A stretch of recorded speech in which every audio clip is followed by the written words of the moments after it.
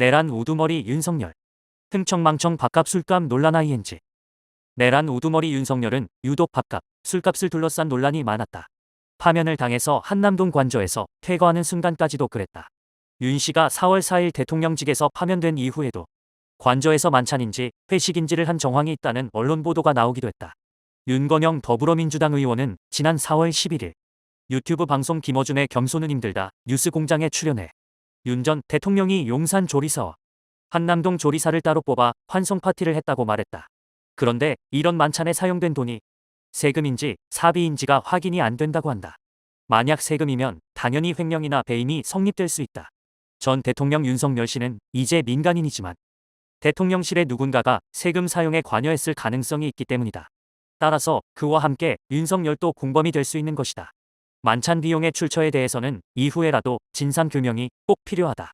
파면당한 민간인이 일주일이나 퇴거를 미루면서 관저에 머무른 것도 문제지만 그 안에서 국민 세금까지 사용했다면 정말 심각한 문제가 아닐 수 없다.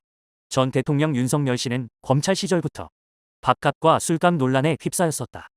서울중앙지검장과 검찰총장으로 재직할 시절 윤석열이 사용한 특수활동비는 100% 현금이었기에 밥값이나 술값으로 쓴 부분이 있는지는 확인이 불가능하다. 그러나 카드로 사용하게 되어 있는 업무추진비의 경우 일부 사용처가 드러났다.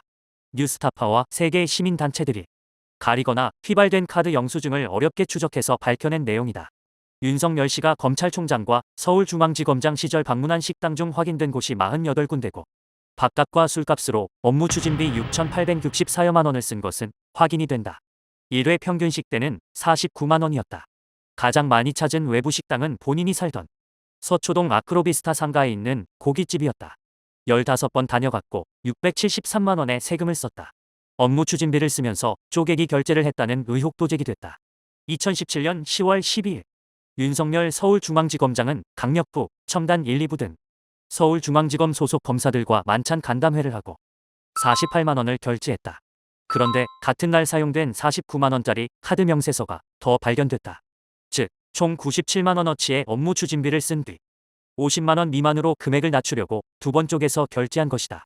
기획재정부의 예산 및 기금운용계획 집행지침에는 업무 추진비로 50만 원 이상을 쓸 때는 참석한 사람의 소속과 성명을 증빙 서류에 기재하도록 나와 있는데 이런 지침을 회피하기 위해 쪼개기 결제를 한 것으로 의심되는 부분이다.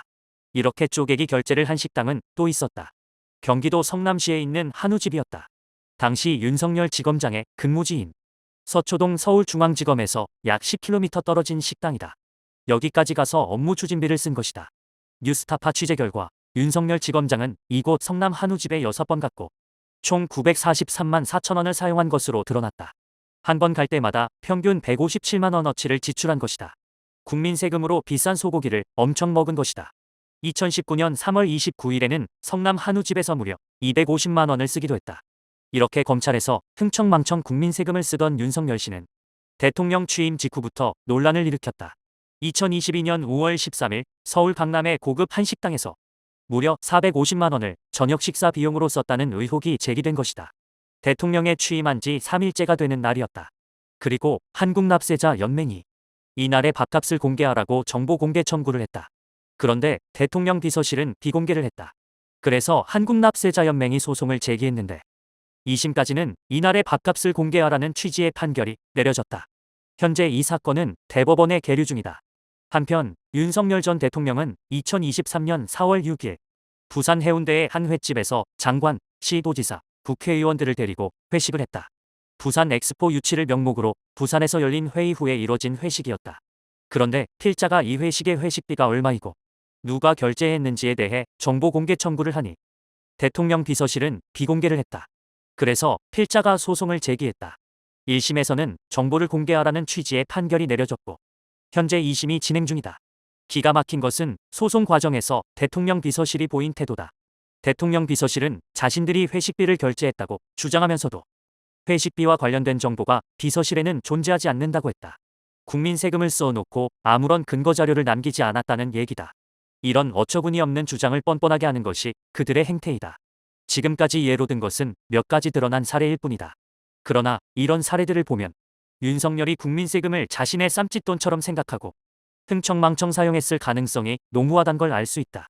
그중 일부에 대해서는 제대로 된 기록도 남기지 않았을 수도 있다. 그래서 윤석열의 세금 오남용 의혹에 대해서는 끝까지 진상을 규명할 필요가 있다. 서울중앙지검장과 검찰총장, 대통령 시절 사용한 국민 세금에 대해 감사나 수사가 필요한 부분이 많다. 또한 4월 4일 파면 이후에도 국민 세금을 사용한 것이 있는지에 대해 철저한 진상 규명이 필요하다. 세금 오남용의 대명사가 된 윤석열에 대해 제대로 진상을 규명하고 책임을 물어야 한다. 그래야 대한민국 전체에 만연해 있는 세금 오남용과 예산 낭비를 근절할 수 있다.